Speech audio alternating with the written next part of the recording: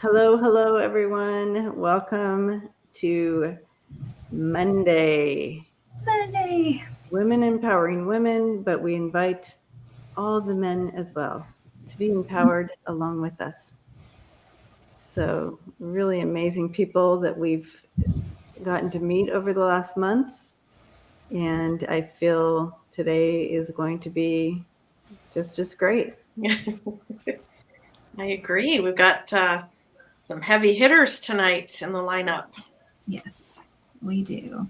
Some big names, some interesting women, and we will see what the thread is that brings them all together in this reading tonight.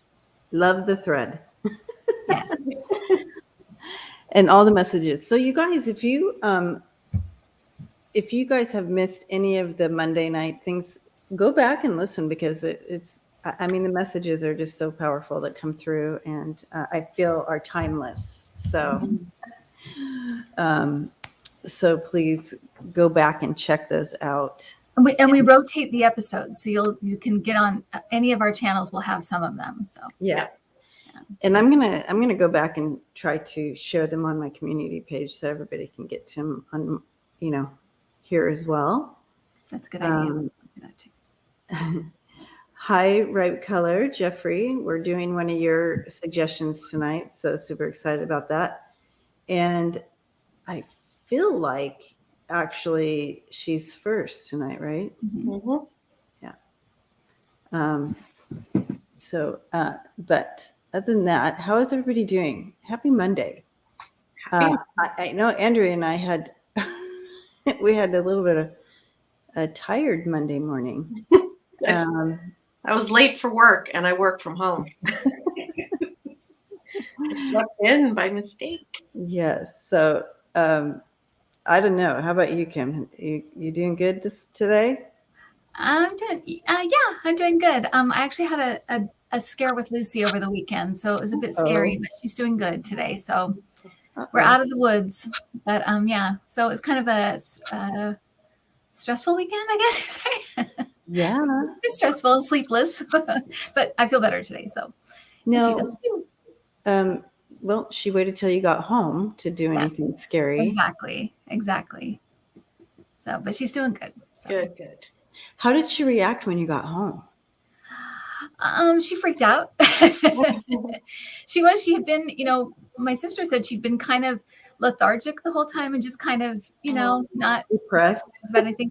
And she was like dancing and jumping and just doing all the stuff that she didn't, do while we were gone. So it was really sweet. But it made me feel guilty, but it was really sweet. Right. I know. It's a guilty dance.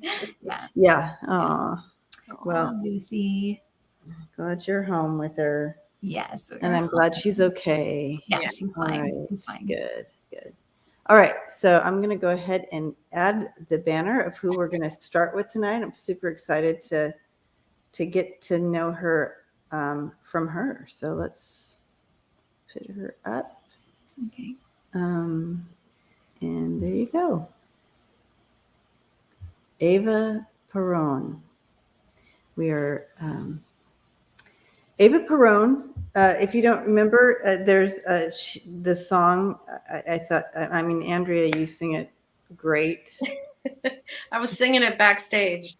Don't cry. No, I can't sing it. Don't cry for me, Argentina. So if you didn't know who that was, you probably will now. Madonna played her. Is that correct? That is correct. Yeah. But here's a real picture of her, Eva. So Madonna was a really perfect fit for her to play her, including her voice, right? Her pet name was Avida. She was an Argentine actress, politician, and activist and philanthropist who served as First Lady of Argentina from 1946 until her death in 1952. She was born in 1919, and then passed in 1952. Her full name was Maria Eva Duarte de Perón. And she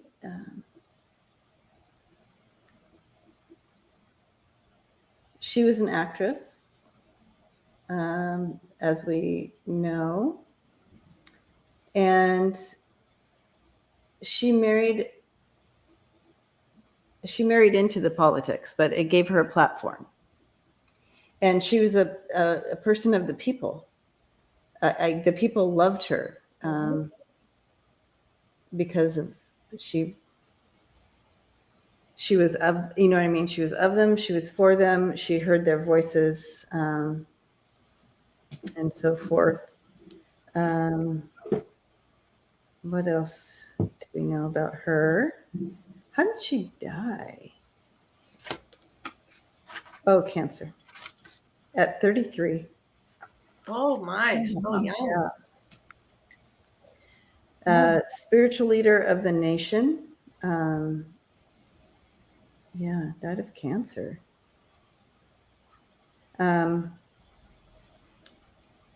Anything else that we know of her, Andrea? What was the controversy? Because I can't remember. Wasn't she sort of run out of town or something?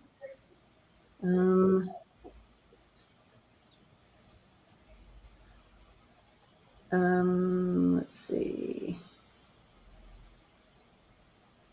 I can't remember the movie.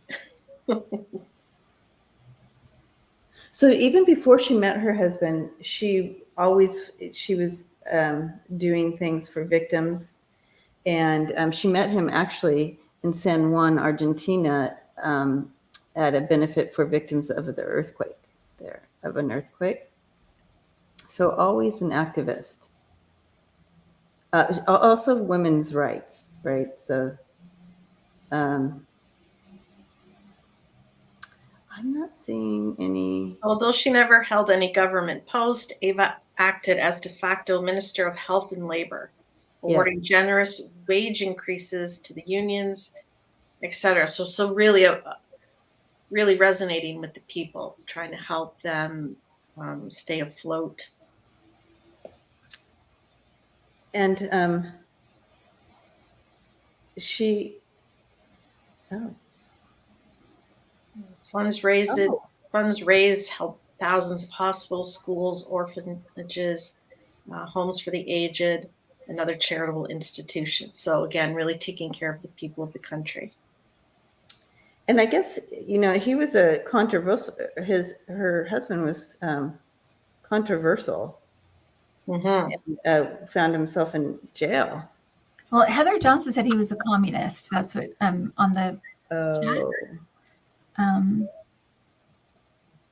I don't know if that was why, but that's a fact. Yeah. She was largely responsible for the passage of the women's suffrage law and formed the Feminist Party there in 1949. That's great. Right.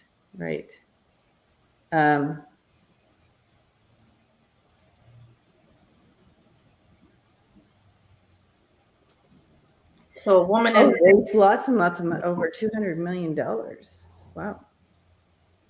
So she used her position and stature in society to help the people of the country. And even though her husband may not have been well received or was extreme or whatever, she seems to have been someone compassionate and caring. So her husband had her embalmed and put it in a glass casket. And so she looked the same for many, many years with the little cosmetic touch-ups. So he could see her for years. How sad.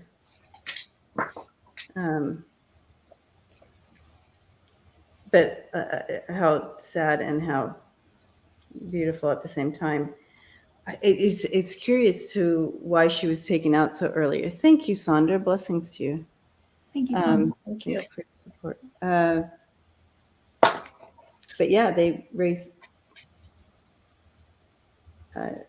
lots of money for all different types of things. Even even kids soccer, football. Football. So yeah, so for the people for sure. I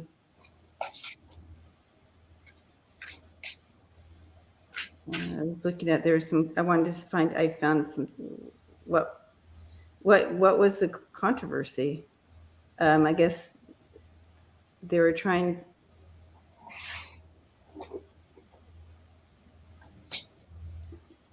it was about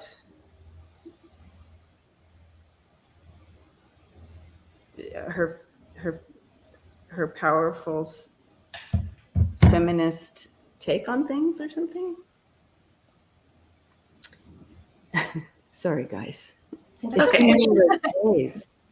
She must have been pretty amazing because they still talk about her today. We see there's, musicals written about her, and her story is. She's still so loved by the people. Yeah, I pulled 2 cards as you were talking, and I got the warrior, be fearless and stand strong. And the white witch, be the light. So she was strong and she was the light for those who were less fortunate.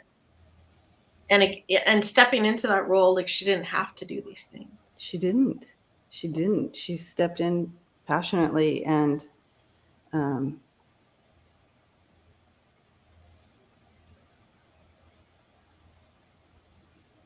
yeah.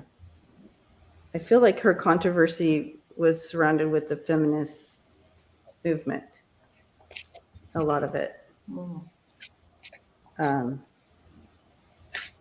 So that's where a lot of things came against her. Anybody else saying things about her?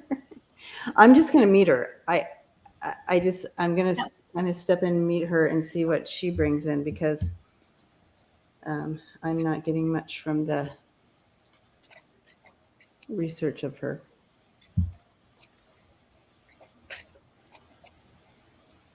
But I kind of do remember from the movie, hi, Greeter, there was controversy, right? Yeah, but I'm only remembering glimpses of it. I don't think I saw the movie. What? And you're a singer, Kim. I know, but Madonna, okay, but I'm an 80s person too, and I'm Madonna's still like, she didn't play Madonna. I'll counter the Madonna with Antonio Banderas. Yeah, that's true. That's true. Yeah.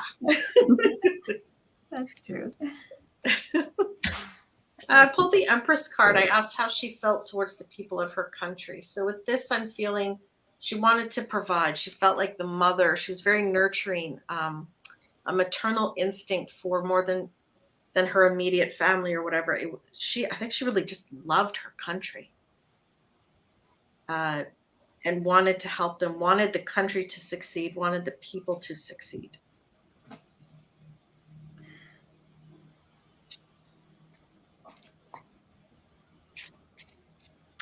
Okay, so what she's saying, she comes in very regal, feeling very regal, very beautiful. She had so much to do. She said she wasn't ready to go when she left. She had a platform, and she wasn't going to waste that at all. It wasn't a question. She never questioned, should I do this, or whether she should keep silent or not. That was not a question ever. It never even entered. She knew that this like she was given something, so she must not waste what she was given. So too much is given, much, too much is received. But anyway, whatever that is, you kind of like a queen, she says. So you don't waste that. opportunity. You don't waste that platform. And so it was never even a question to her to, it was like, wow, give me the lamp, give me the flashlight to point it, at people, at things that need to be exposed and like that.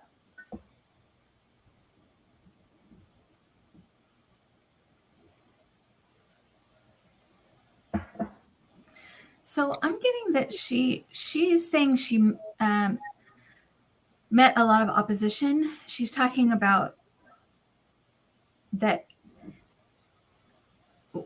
we have to understand, even though it's still male dominated in politics, it was unheard of, the kind of power that she had and the backup she had from the people. It was unheard of. And so she's saying she got death threats. She got people were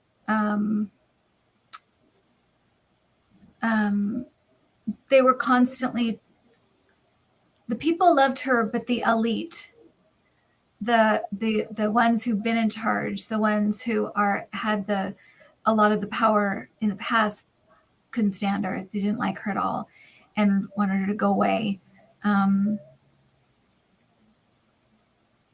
I feel like it felt like her and her husband were like, they were without him and his backup. It's like even though I think she was the more popular figure, he did back her up. He was her, some kind of a cheerleader for her.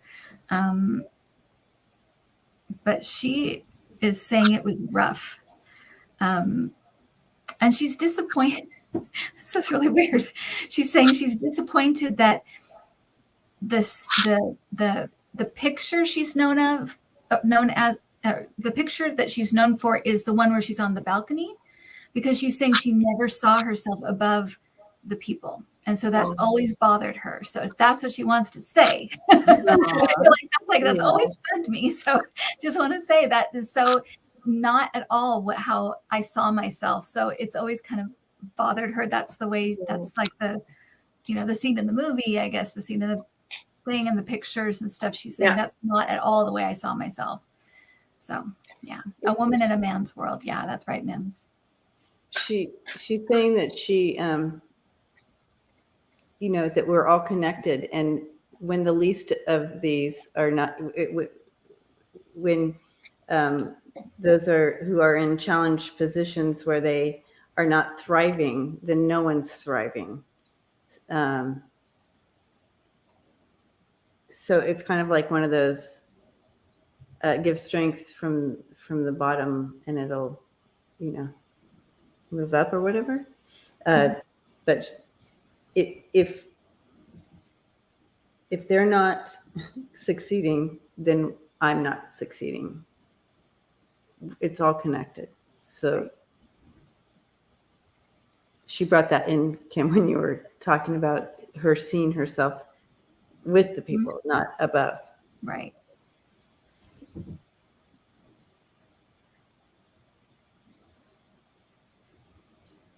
I asked what advice she has for young women, because I just feel like she wants that message to come out for young women. Field of dreams. So don't be afraid to dream the unthinkable, the unimaginable. Go for it. Dream big, right? Go for it. Positive future. So project a positive future for yourself. Don't put blocks or limitations where she may have had them a lot in her day, and certainly we face them in our day. Like, just tear those down. Don't think that you can't do something. Stay positive about it. And I love that questioning your beliefs was upside down. So don't question your beliefs. Wow. Don't question your beliefs. Don't let anyone question your beliefs, right? You know what you want. You know what's in your heart.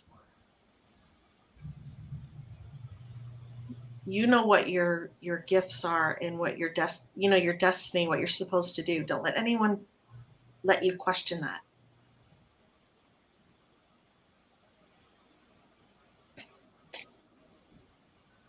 I love her energy, you guys. She embraced life. I mean, life. Lots of passion. Yeah. She asked me to follow her because I'm like, tell me a little bit more about you. I mean, like, we want to know you a little more. And she's like, follow me. And she just goes into a room and she's just, you know what I mean? And she just throws up these windows and it's just like this vastness of beauty and land and like that. She's like, you know, it's your, you know what I mean? It's ours. It's yours. So I don't know what she's saying with that, but it's just like, don't let these windows stop you. Don't let the barrier stop you. It's open these windows, get out, it's yours or whatever. But she just has this like passion or come on, you know. It might be going along with what I'm getting, Debbie, because I'm getting that she's like, we need more women in charge. We need more women in roles where you're in charge, and so that when you said the glass like of the glass ceiling maybe, but the glass whatever the windows, but it is. I do think it's something about pushing open those and making the world what you want it to be, making the world the way that you want to see it. Because she's like, I get, it's weird because her energy feels very motherly on some level. And then it also feels very strong.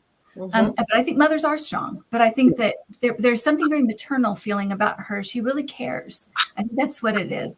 Her empathy for people. But I feel like she's like, we have got to have more women in charge. It almost feels like she's like, this is ridiculous. Like it's gone on way too long. Yeah. We need more women in charge because they think differently. They do things differently. And then, okay. And she's saying, and the men will learn. That's what she's saying.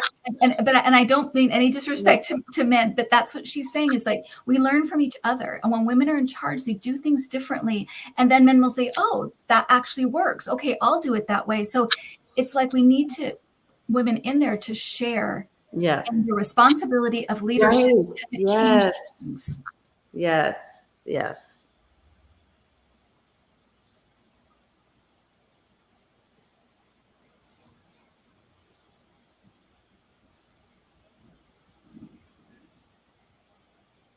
Someone asked if she's come back. I don't think she's back. I'm not getting a sense of that. I think so.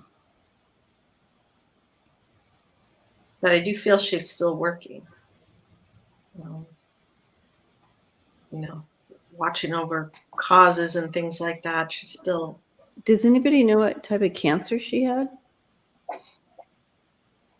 in the family here?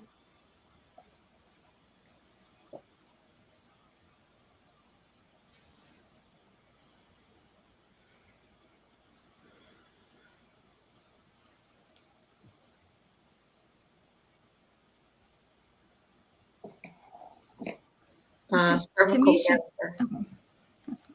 Cervical. Cervical.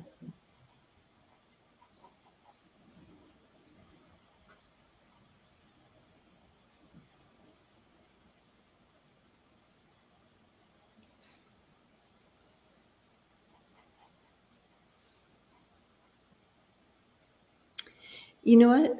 You know, she's not a typical, she's saying that she was not typical. She did not think typically, you know, for the times. And, but she said she was like that since she was always like that. She always asked different questions or considered strange questions. Ones that ladies don't ask, you know. But she was always pushing. She was not typical of the time. And she understood that as well. She was very wise. The thing that keeps coming back, that she keeps bringing back around, is that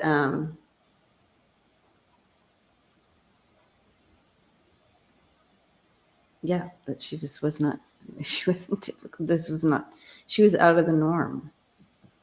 And that she didn't want to waste that platform.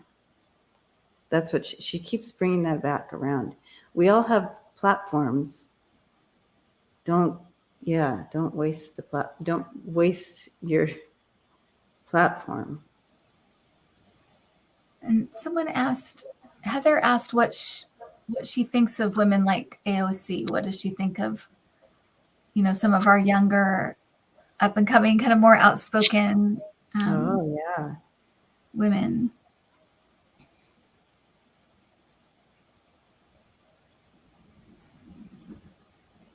It says where she had a lobotomy.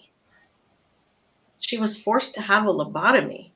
You're looking at the wrong person. You're looking at Frances. No. Oh, well, here's our link. Lobotomies all for everyone. Coming out of left field, I'm like, what? Was she institutionalized, the Ava Peron? One possibility is that the lobotomy had been a radical measure to manage the pain of her cancer. Oh, interesting. I don't think that would work. And I'm not a doctor, but I don't think that would work. Well, back then, Oh my goodness. Yeah, I'm pretty sure that would not work. It worked. They thought it worked with mental pain. Maybe it'll work with physical pain, huh?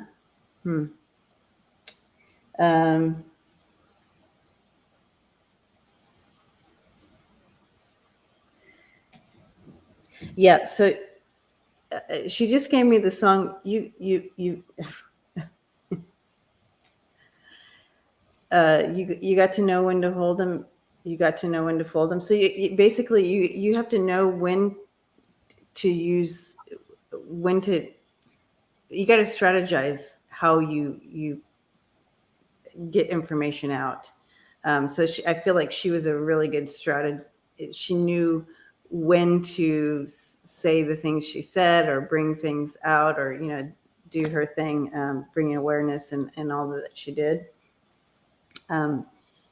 She knew how to play that game well. To do the best work, to get it.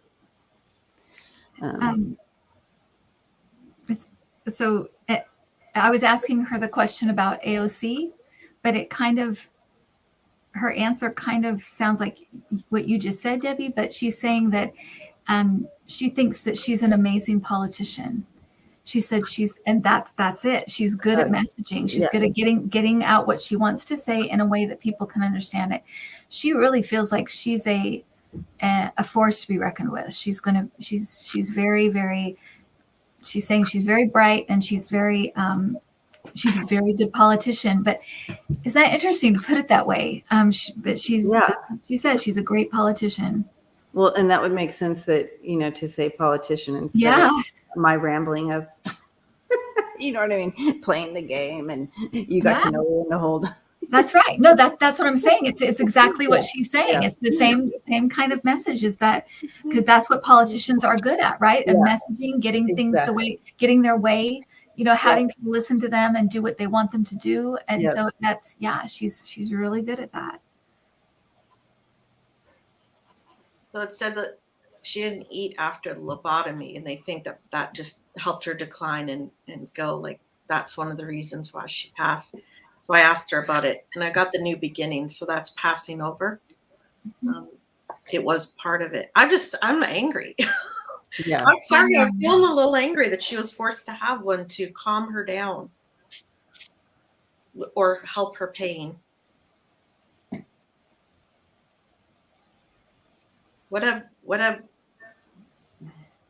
I know they were handing them out, quite a bit back in the old days, but wow. Come on, yeah. Hysteria.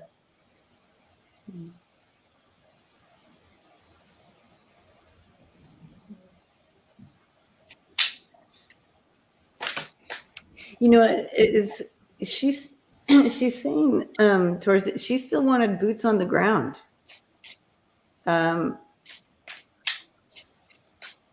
Even through all the pain and like that, she still wanted her boots on the ground. She still wanted to. She still wanted to work. Yeah, this is getting sadder and sadder as we go. I feel she did not consent to this. Oh my gosh. Okay. That's so weird, Debbie, because I was just getting that that somebody gave permission for that to happen. It wasn't her. It was someone outside of somebody else gave permission for that to happen. It seems like it would have to be her husband, but in a way, I don't feel like it is. So I'm not sure. I don't sense him either. I think maybe the doctors told him, or somebody told him. I don't know. Maybe. She is saying though that she knew she wouldn't have a long life. She was always afraid of being assassinated. She thought she might be assassinated. She knew she wouldn't live very long. She had always felt that. Always felt she wouldn't have a very long life. And when she became such a public figure, she thought, and she got death threats all the time. She thought, I could be assassinated. Yeah. And she thought that might be what would happen. Okay.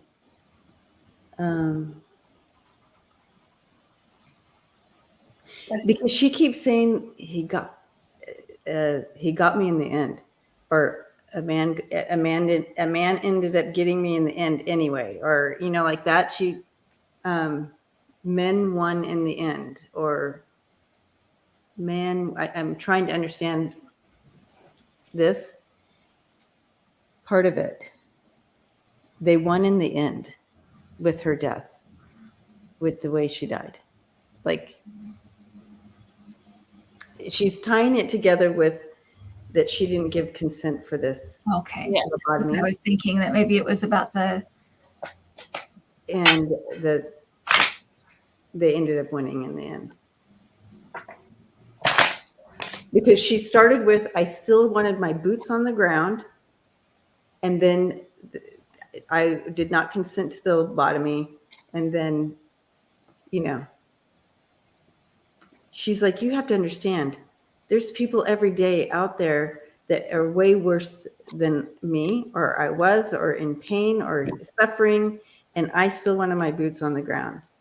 And they came in against my will.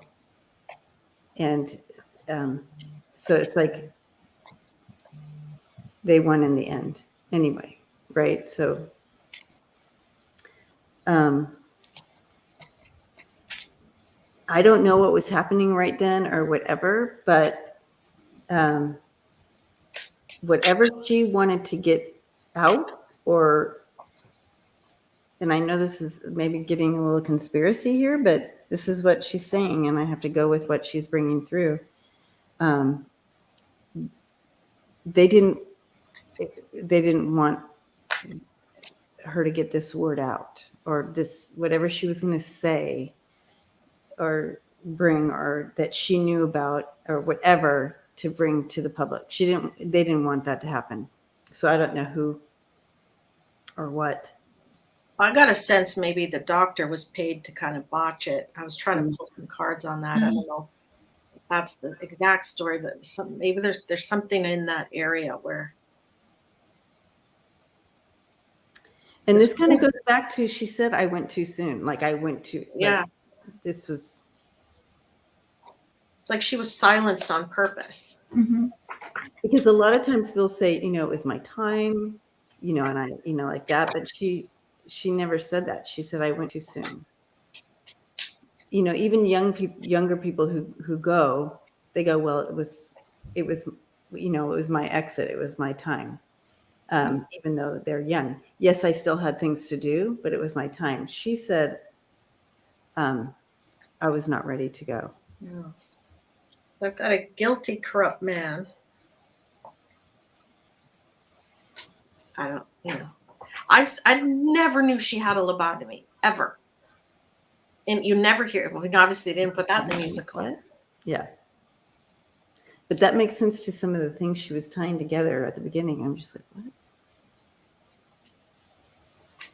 Well, at least now, her story's been told, right? So we hear, we know about the lobotomy and that it wasn't her choice.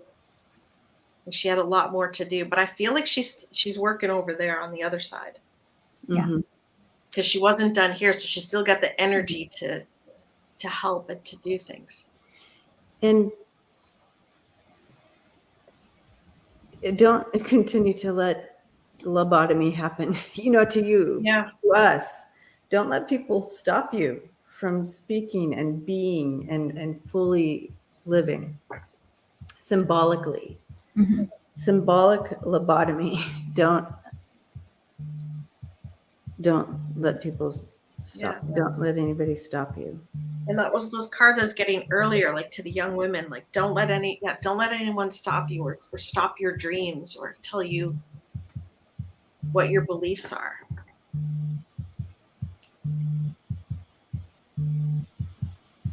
Wow. Yeah.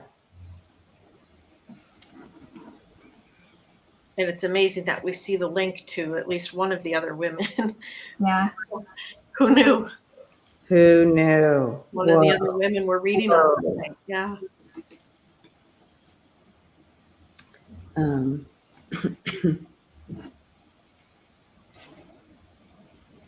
Wow. Live strong, use your voice. Yeah. Yeah. You see something else, Kim? Your face looks like this. Well, yeah, I'm trying to put it together because I'm seeing. I'll just tell you. Maybe you can put it together for me because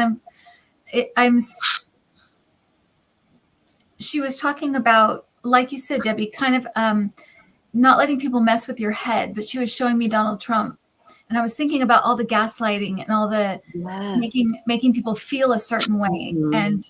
and there's this feeling of like, don't stand for it. Do not stand for it. Like you said, kind of like fight for what you know is the truth, what you know is right. Don't let people do that. It's interesting because I feel like she's very involved in what's happening. She's been watching it all and was like, oh my gosh. But it is she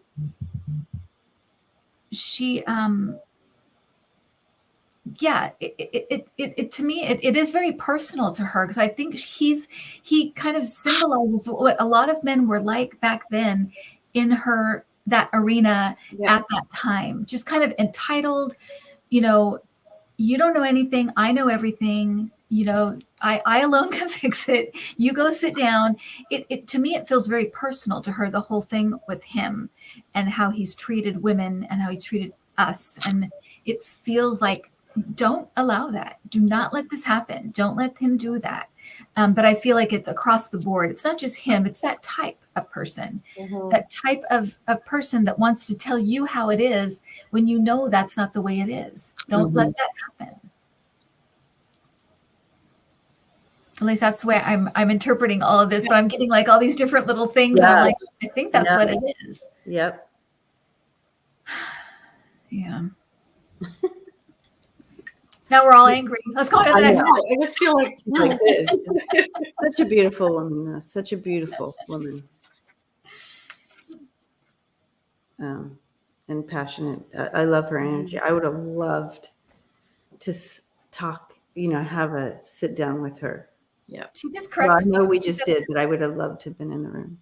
I'm sorry, Debbie. I mean to go over what you're saying. She just corrected me because she said, no, not angry, determined. Determined. Oh, that's the word she wants us to use. Yes, determined. Determination. Good. Yeah. I just said thank you. Thank you, Ava. Thank you. All right. Okay. So. Thank you. Yeah. Wow. So awesome. That was a good pick, Debbie. Yeah. So the next one we have. It would be Kim is next. Okay. Well, you think you're determined now. Just wait. You'll be really determined after this next one. Right. Okay. So my pick was Frances Farmer. She is an American actress from, this was also somebody asked for this one a long time ago, so I picked this one, but I had thought about this one before and didn't pick her before, but now I felt like it was time. She is an American actress. She was born in September 19th, 1913. She died August 1st, 1970. She's originally from Seattle. She is a Hollywood actress.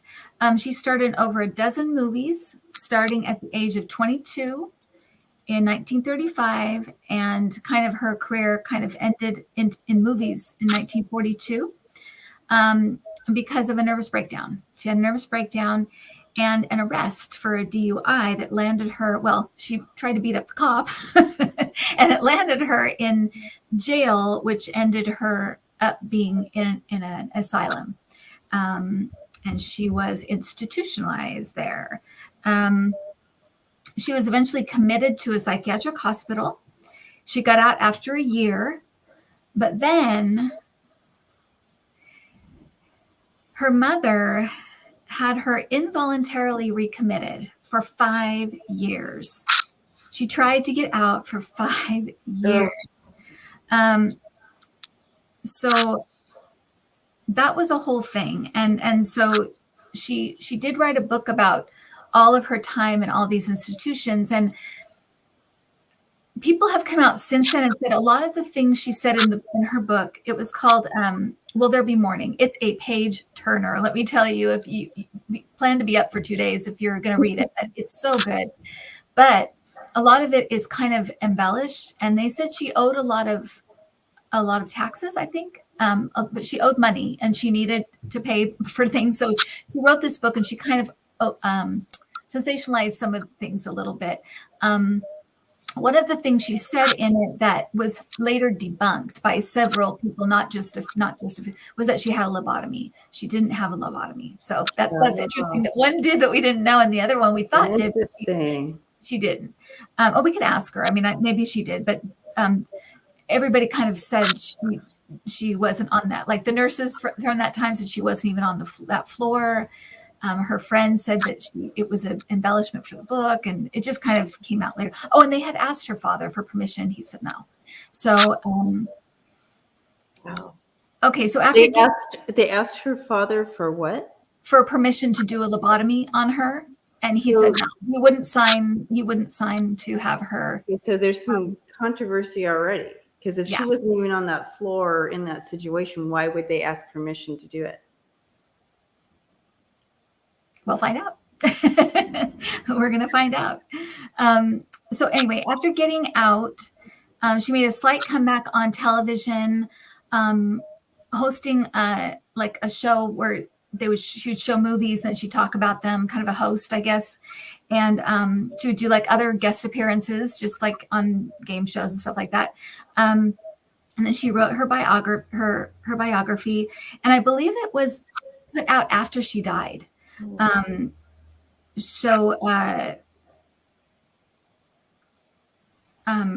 She did have a ton of treatments that she talks about in the book that were standard practice in places like that at that time. So a lot of horrible, awful, ridiculous, absurd, barbaric treatments that she went through. But basically, she's seen now as kind of an opinionated, very intelligent, strong woman who would not bow down to the Hollywood norms. And she was labeled crazy because of it. And she did I think after reading the book and reading about her that she did have depression and she was an alcoholic. I think she did drink way, way too much, but I think it was to try to self-medicate, Yeah, to get depressed. Yeah. But yeah, so that's kind of what I felt. But we can talk to her. And yes, she did die of cancer. And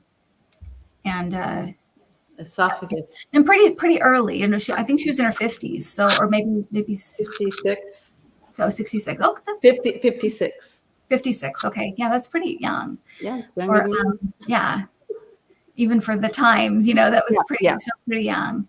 And I've seen that esophageal cancer. It just makes me think because she wasn't allowed to say what she wanted to say. Everything was held. I got that right away. Oh, right? Yep. She couldn't speak her truth. But again, another woman in a man's world trying to just this makes do what she wants to do, and she's not allowed to do it. I don't want to say angry, but I certainly have feelings about that. Not being, you spoke out as a woman, you were labeled crazy or difficult, or let's give her a lobotomy to calm her down. Are you crazy? Get out of here. How awful. Yeah, like Britney Spears. Yeah.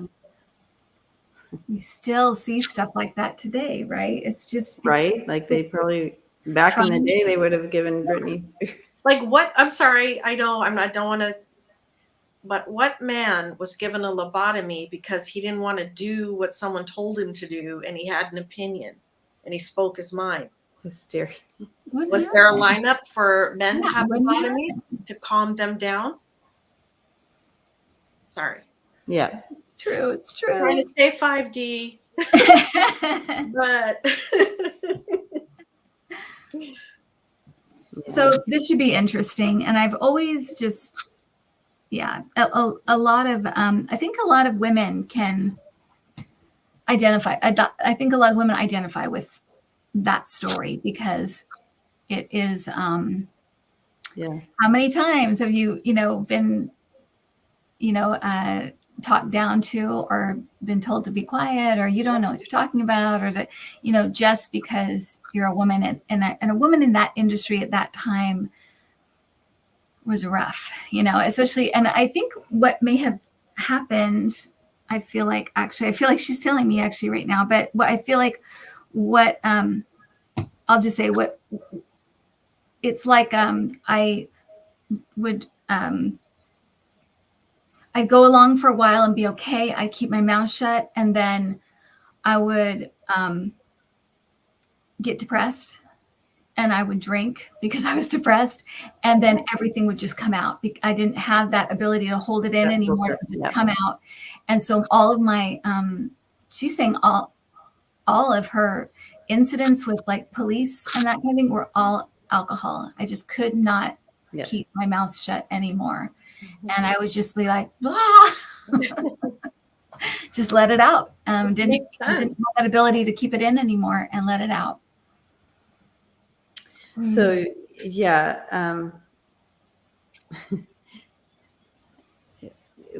that's right. So they gave homosexual men lobotomies. So everybody's like saying, no, some men get. Well, I wanted to bring that up, but I'm super connected to Frances Farmer in this story. When this movie came out, her story came out. Jessica Lange played her. I don't know if you guys know her, but she was brilliant. Yeah, she was amazing in this role. Great. Yeah, I think she won an Academy Award, right? Or she was up for an Academy Award. I think so. Yeah. Nominated. She was up for several awards for it. Yeah, Golden Globe. Anyway, yes, she was up for this. Anyway, very brilliant in it. It came out in 1982. I went to the movie theater and watched this probably 10 times. It was so impactful. And I don't know at the time, I look back at that time and I'm like, why did I do that? But it was just so like the injustice of her, the whole story in her life. And I just thought that should never happen again. Or I don't know why, but I was so connected to Frances Farmer at that time in 1982, that many years ago. So, and I still, I don't know why, but I'm connected to this story and her story and the injustice of not being able to speak your truth and the things that happened to her. There, people might, collaborate and say, no, the lobotomy stuff never happened and whatnot.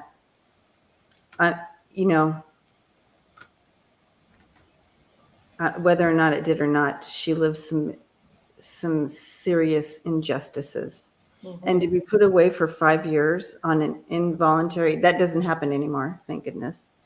That would be, but again, we have Britney Spears on this conservator thing, and we think that's unjust.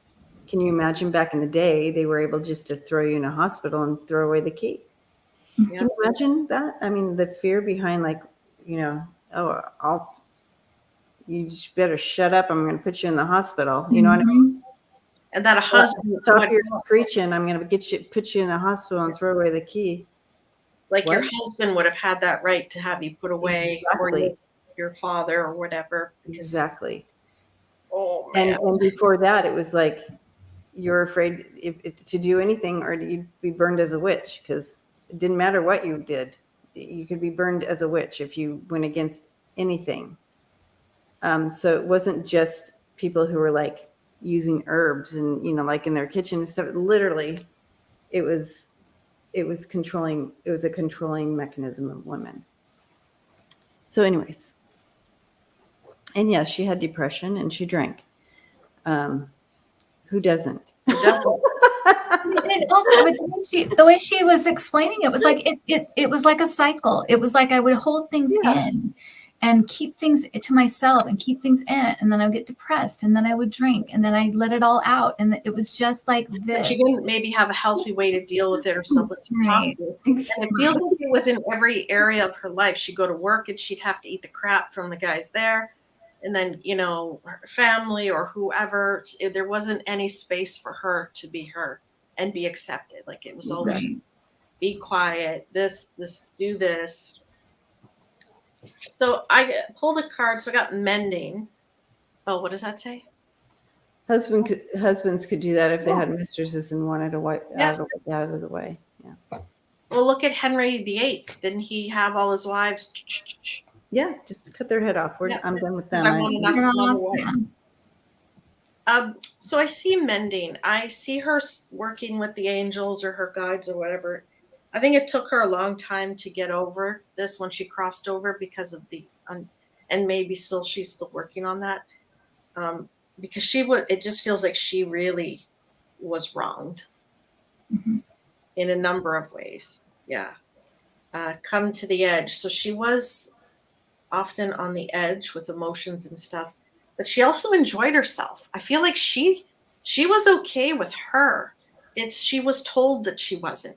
And that's like in that other one we just read on where Ava said, don't let other people tell you about who you are, right? Mm-hmm. So I think Frances wanted to be happy and knew she had these issues, but they were just all pushing her to the edge. Everyone made her life worse by what they were doing. And then also all that glitters isn't gold. So the Hollywood, fame, fortune, Hollywood was not all that it appeared, because that did add to her stress. Remember Elizabeth Taylor? Last week, the one director was trying to break her by being mean to her on set. So he could direct her easier. Yeah. Yeah. I don't care for this. She's saying she worked with some of the she worked with some of the, like, I say the meanest, but the harshest directors at the time. They paired her up in weird ways to try to, like, she's known for being trouble, so we'll put her with this director, and it really was awful. And she knew they were doing it. Like, it was a little like gaslighting. It's like, I know what you're trying to do. And it's like, oh no, we think you'd be a great team. Or it's like, I know what you're doing. She was very smart, very, very intelligent, and very wise to what was going on, and to be treated like a dummy, like you don't know what's, like you don't know what's going on, or you're imagining things. It was infuriating. And she's saying I did not like Hollywood at all. At all. She's saying she should have been a writer. She really liked to write, and she should have been a writer. That's what she's saying. Mm-hmm.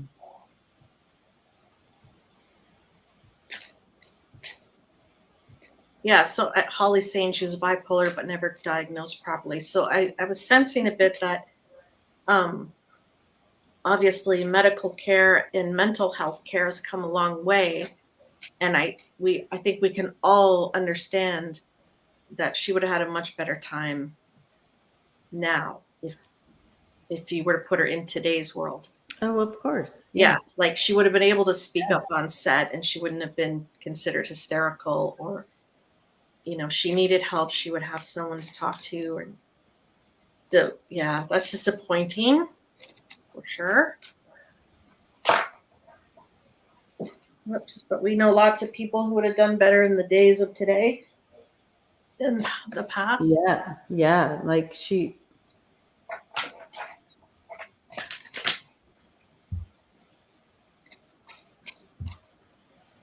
Yeah, it's funny because she keeps comparing herself with Britney Spears' situation, because we understand that now. Right? Yeah, it's a reference we understand. Yeah. And she's still having a hard time. She's still having it rough. Like, it's right in our faces. Right, Roxanne, right? Yeah, it felt like she was still bending, which is sad because it's been so long. But maybe her story coming out will help her. Because she sees we're on her side. We get it. We're acknowledging, right?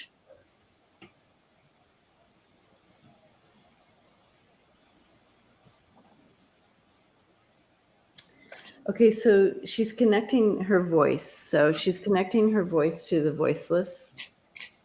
Mm-hmm. And she's hoping her, coming in today, and that, that Kim heard her and wanted to have her come in today and talk to us all, will continue to bring a voice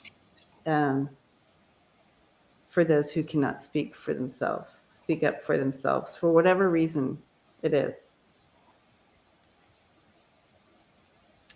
Hers just played out in the limelight. And again, she's saying just like Britney Spears.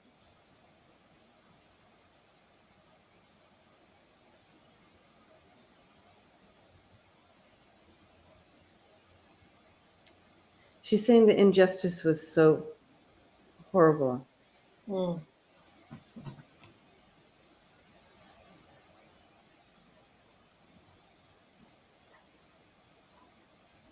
Because she said, that's why you're connecting.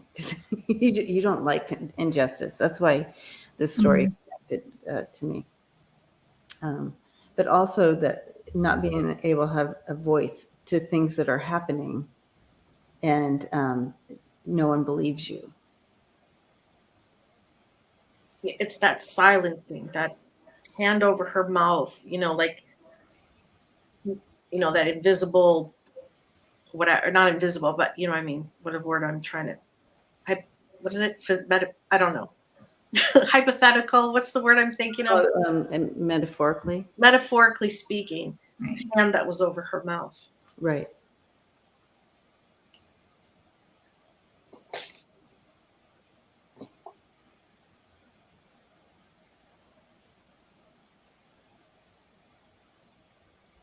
You're right. As far as her continuing to heal still, and it's but she's showing me a very peaceful feeling. Like she's showing me a very peaceful serenity type place where she's at. And that it's just like, this is like, I never want to leave this spot right here. Mhm. Like it is just love and understanding and knowing and like all these things. It's just like, you know, understanding I'm talking to you about something that, you know, took place when I was in your plane. But for me right now, it's water under the bridge, and this healing and this enlightenment is just, I just want to be right here in this, you know. So it's like, Yeah, if she can step into that healing and just feel love, which she probably didn't feel too much here, that's wonderful. yeah, she's there. She loves it. And the things that took place here is water under the bridge to her, but not to us. And that's because change still needs to happen.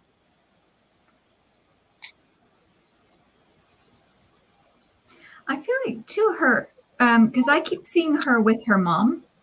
And so I feel like they had a lot of like karmic stuff to work out. I feel like this life was, there's something karmic going on, because she's talking about them like they go back. This is like a very old relationship. It's weird though too, because she's showing me her mother, but they look like sisters. They look like the same. They're in here as the same age. Same age. So I don't know. I you know, that's interesting though, because I always felt like that's more how they were, more kind of jealous of one another, how they would fight with one another. The relationship they had almost seemed more like sisters, very competitive, that kind of thing. Competitive for like the dad's attention or affection or something. I don't think the mom and dad were together, but she's saying they would, like, it was a constant battle. It was a battle between them, whether it was, you know, envy or or power struggles, that kind of thing. But it goes back. I feel like this lifetime did something. It forwarded the karma wheel or whatever. It actually did some good in that area, because there was there was some learning going on there that we don't fully get. They do, but we're not really, I don't know. But so it was a useful life in a lot of ways, for them, for that relationship. It was useful. But not a very fun life, you know, for the most part. She's also saying she didn't like being married. She tried it, didn't like it. I think it did say she was married 3 times. She did not like being married. No fun. She's saying boring. She didn't like it.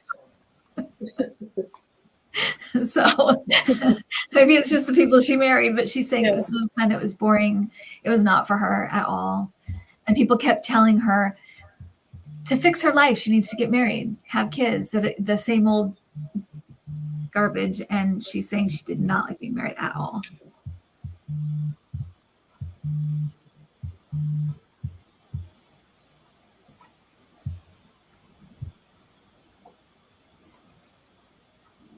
Very like free spirit. Yeah.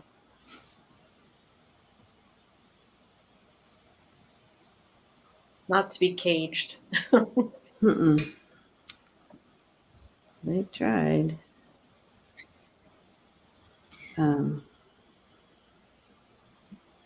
Well, her story does help mental health.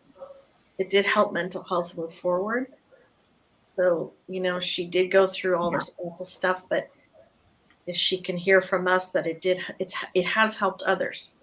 Right. You know, the way she was treated isn't how people are treated anymore, and people know that she was not treated very nicely and have to go through all that stuff. Well, another message like Ava Perón, which is like, use your voice, speak your mind, and especially in where it needs to be, where women's voices need to be heard, especially there.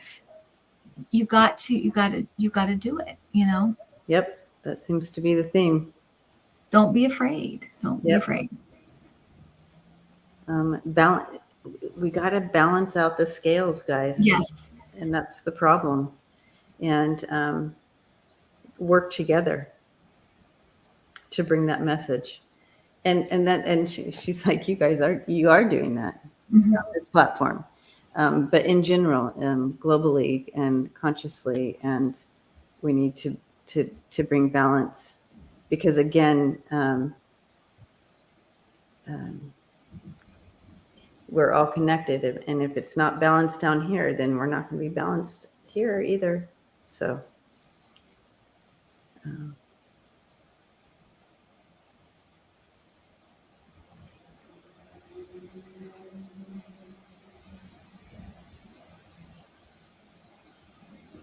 yeah, I do feel she's happy. Her energy is very. I feel like when talking about her situation, she's very serious, but I also feel like there's a lightness about her, and even kind of sense of humor. About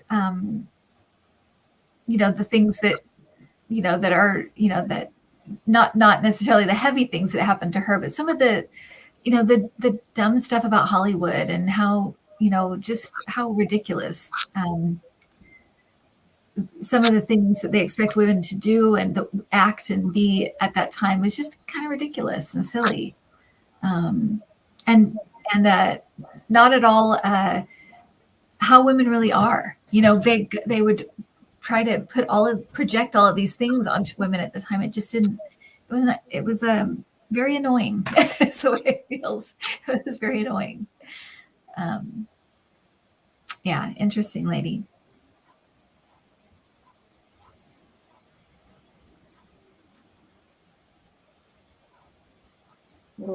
There's a spiritual sense to her too. Yeah. I feel that she will come back, but she won't. We won't see her on screen or anything like that. It would be more of a hermit situation, where it would be more of a spiritual quest type of thing, more of a enlightenment consciousness type feel to it. To bring that type of message through. And you're right, Kim, the writing thing, this is what she wants to do. So we may see her in books. Yeah. I'm not sure if she'll come back as a female or male, but it'll be, she wants to write. Well, good. We will look forward to that. Yeah. We need people like that. We need people. Yeah, we need people's voices, to be heard.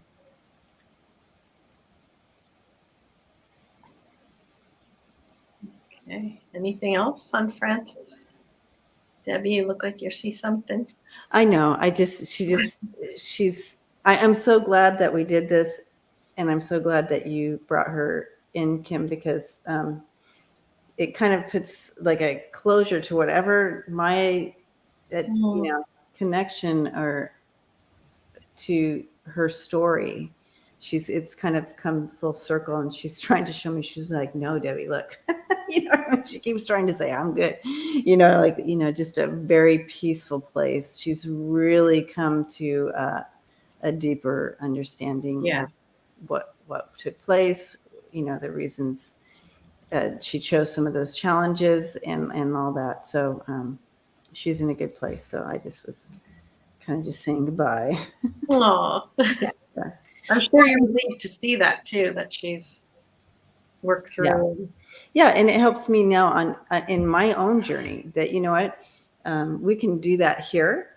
Yep. Get to that place where she is now on the other side, or we can fight and, never get centered here and have to do it there. So that's another thing she's kind of saying.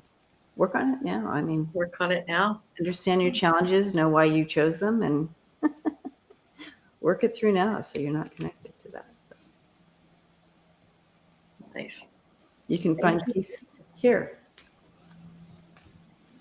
So, all right. Beautiful. Thank you, friend. Yes, thank you. Yes, thank you. So I'm not sure what the connection will be to my choice, but I guess we'll find out. So I chose a lady who needs no introduction, larger than life, and is still going strong. I picked Oprah. There's a card for you, and a card for you, and a card for you. Yay. So Oprah Winfrey, and it's funny because Kim was going to pick her too. So there's a reason why we are reading on her. So Oprah Winfrey was born in 1954. She's 67 years old. She was born into poverty in Mississippi and grew up in Milwaukee to a single mother.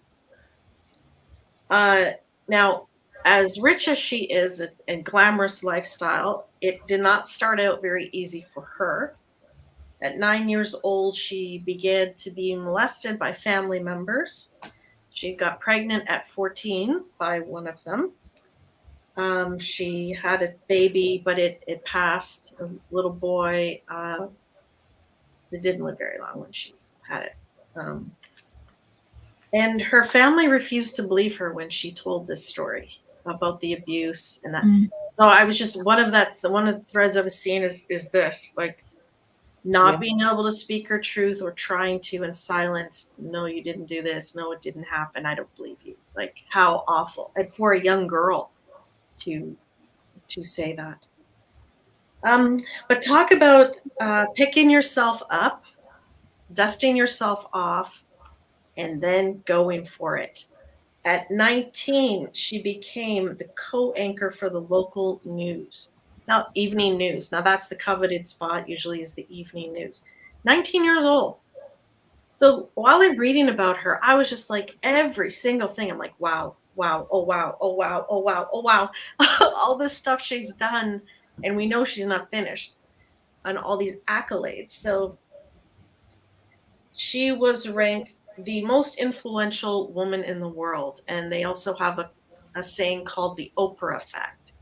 So if she lends her name or suggests something like, I really like blank coffee, Starbucks or whoever, the sales will go through the roof. It's the Oprah effect because people trust her. And if she likes something, they will like it too, they hope.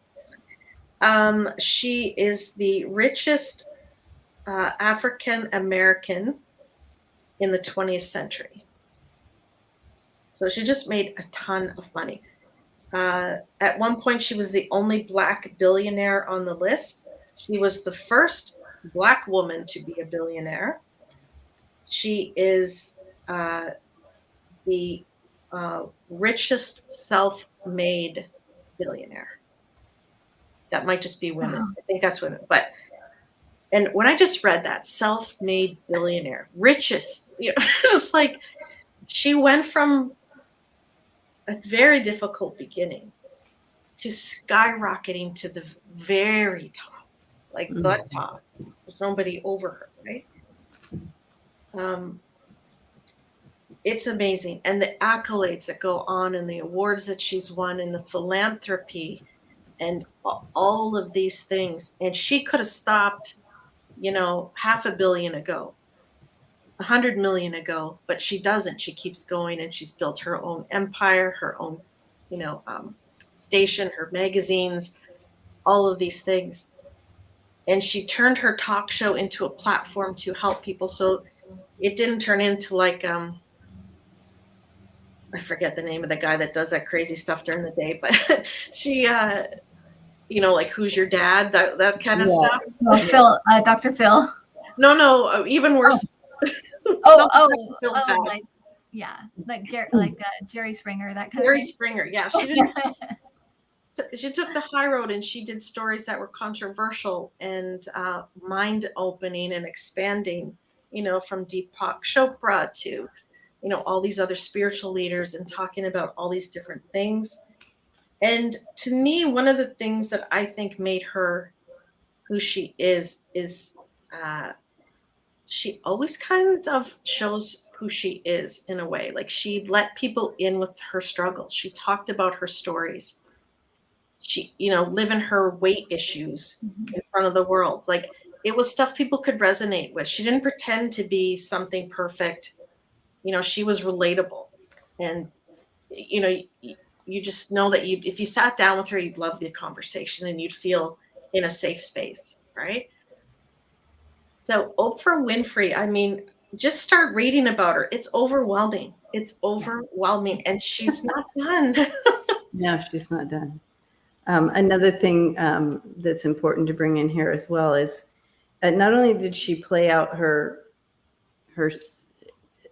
stuff in front with everybody and bring in the entire globe, she made a choice.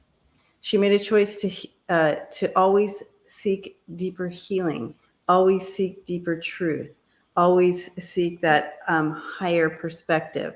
She always wanted that she knows. I mean, she's psychic. And she's always in wanting to know more and question. She didn't sit in her pain. She didn't allow it to overpower her.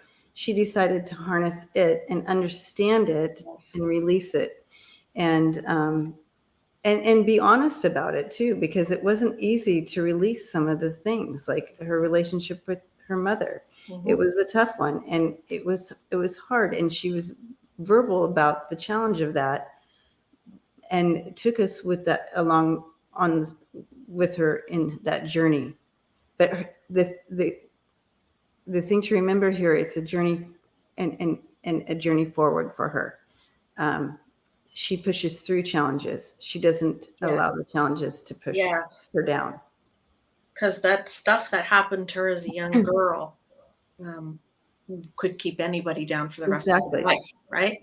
But I love what you said, and I could just see her taking all that negativity and filling it like into a rocket jetpack, and then putting it on and let that drive her forward instead of into the ground. And she's also someone who's used her platform to help others. And that's all it is. Her whole platform is to increase and help others. And this is the connection, to the other gals. And she doesn't have to keep working. She's 67. No. She's a billionaire. I mean, you could just be eating bonbons on the yacht in Cannes. Right. Right? You don't have to keep working, but she does, and she tries to help. It's wonderful when you tap into this kind of person who, I mean, that I just see like a white light coming from up above right through her, this energy that she is, this destiny that she is. You can see, like, she was born to be Oprah, right? Absolutely. She will never stop. She may take a little more vacations or, more time, but she will never release that platform. She will never stop until, and even then, even when she does, even when it's her exit time, her story will continue to move forward. She's very inspiring. Yeah. And maybe part of the connection is with the other ladies is she had that silenced when she was younger, right? About her truth. Mm-hmm. But now now her voice is the loudest. Everyone knows who she is. Everyone listens to Oprah, right? Mm-hmm. And she's using it to help others. So she did go through a little bit like the other ladies, but she was able now to help everyone. She was someone who pushed through. Not that the others didn't try, but she was able to, and she helps everyone. She with her doesn't. voice. Yeah, yep. She does not want to leave with regrets. Mm. So she will, that's one of, I feel this is one of her things. I don't want to regret. And So we know that certainly coming up, she would have faced racism, sexism, and sizeism, right? Color of her skin, the fact that she was a woman and she was overweight, all three things that could make you not be successful in those days. Yep.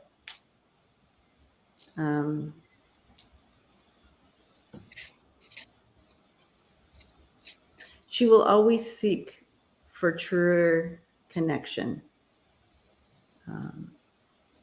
which is good, but it's also a challenge because I feel one of her woundings, one of her filters, she filters life through, which she will continue to work on and over. I do believe she will continue to work on and overcome, is feeling that that she's meant to be. I know that's crazy, but because of her success and how she's changed the world, but there's still that challenge for her. Kind of like that rejection theme a little bit, and am I meant to? So it kind of creates this: am I meant to be? And that truly connect, that true connection to something deep inside. That is a little bit of a challenge still for her, but she will overcome that. She will continue to work on that and overcome that. So look what came up for her. You have the Queen of Pentacles and the Hermit. That is truly her. She has everything. She's stable, content, but yet she will continue to seek the higher consciousness of things and work through this challenge. And that's the Two of Cups in reverse. But she's not stopping. She will go at it.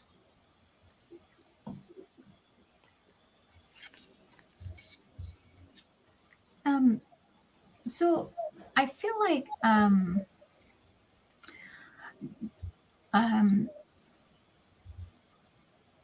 so what I'm getting is that when Barack Obama became president, it was like we did it. We got over the mountain. Mm-hmm. And when Donald Trump came in, it was I almost felt it, like it was such a disappointed in people, like my fellow Americans, my from my country, from my home, and this happens. And she was gutted. It really does feel like my heart sank. But I also feel like it has given her some new ideas. And I feel like there's something about, I think there's something she's going to be doing that has to do with kind of racism and that kind of stuff. I'm not sure what it almost feels like an educational system or platform or something to teach about, like, this is how you be kind to someone. This is how you it almost like it teaches empathy, but it has to do with race as well. I think she's already doing. She started that. What's that? She started something like that this year. This year? Yeah. Well, I can tell the future. I can only tell the present. I didn't know that, but that is what it's. But I feel like that maybe that's what I'm picking up on, is why she did it. But maybe she'll build it into something more than it is. It does. It feels like it's going to be something that it almost feels like it will be like all in all the schools. Oh, okay. So that's much different than what it feels like it's going to be something that's like a thing that is like all the teachers teach this, and it was started by Oprah. Oh, okay, so that's different. So because what she brought together was a platform for people to that they were speaking, and it's okay, systemic racism and stuff like that. Yeah. And it was during the pandemic, so she had this whole wall of TV screens and people, and having this discussion, open discussion. Okay. People who didn't realize they were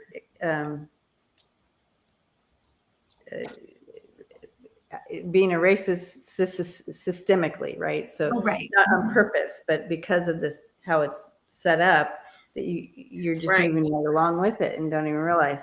So she has these discussions. It's interesting. It's amazing.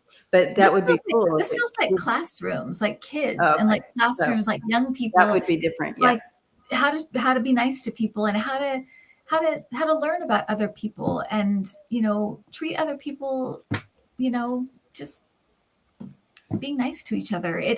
I don't know what this is, but I know that it has something to do with race. That makes sense.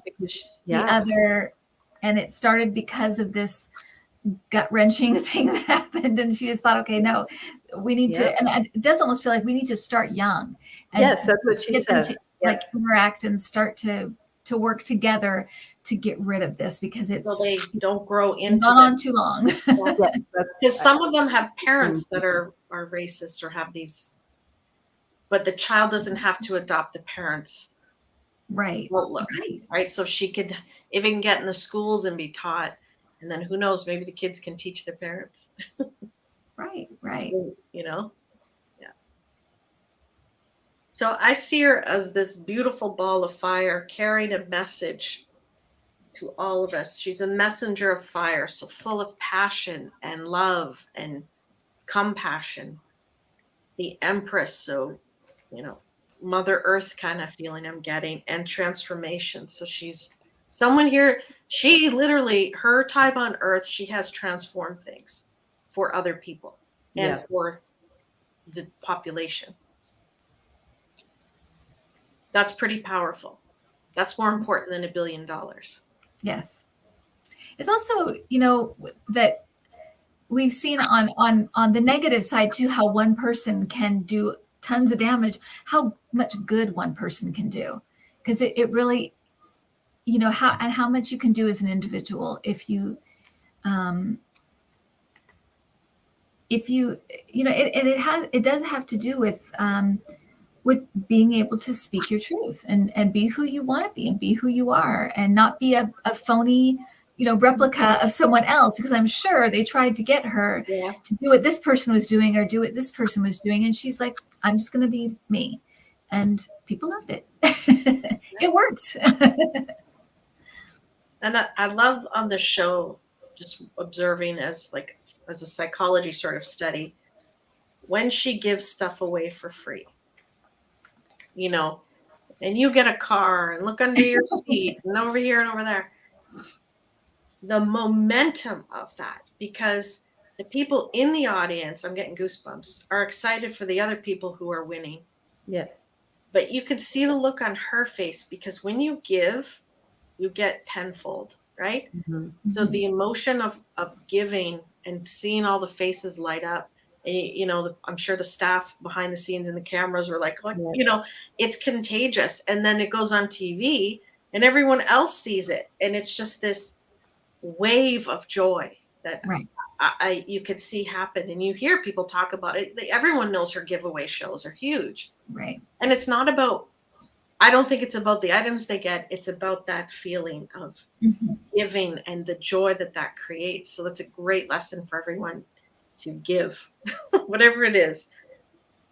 There's a right now, I think there is a not in these communities, because we know we're not like that, but there is a kindness deficit in a lot of the United States right now, in our politics, and just people being mean to each other online and mean to each other, and I think that you're right, Andrea. That was something she brought all the time, was just this kind of kindness, understanding, listening to people. It's and learning from each other. She I'm sad actually that she's not on daytime television still every day, because that is something that would be so useful right now. Yeah, Um, I've absolutely. been watching my sad life. I've been watching old Password episodes.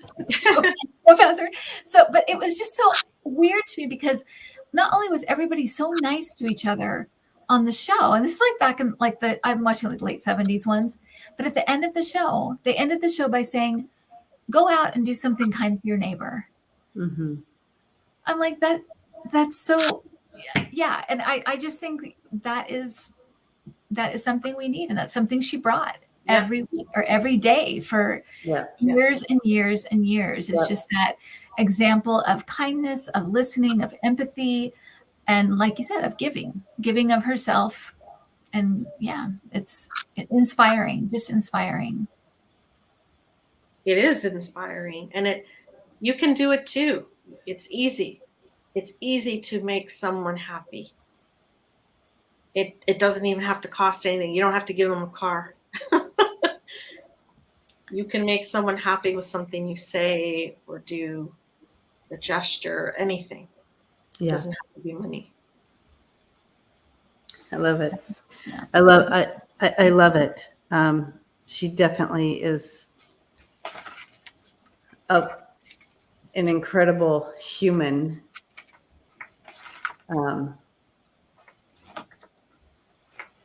Who chose to not only go through this human experience this time around and face her challenges, but she chose to do it on national TV. You know what I mean? In front of everybody. Right. And then with her power, because she's very powerful, like you said, she's not abusing it as this beautiful human woman this time around. She's not abusing that power. She's using it for good. And she's using it to help others question, make change, heal, and expand, and see beyond their lane. Mm-hmm. So I just... Yeah, she's amazing. She's a great one to end on. And the through line, there's a lot of through lines with these ladies. They're all very different, but they all kind of made it. They're, tried to break ground in a man's world in the industries they were in, including Oprah.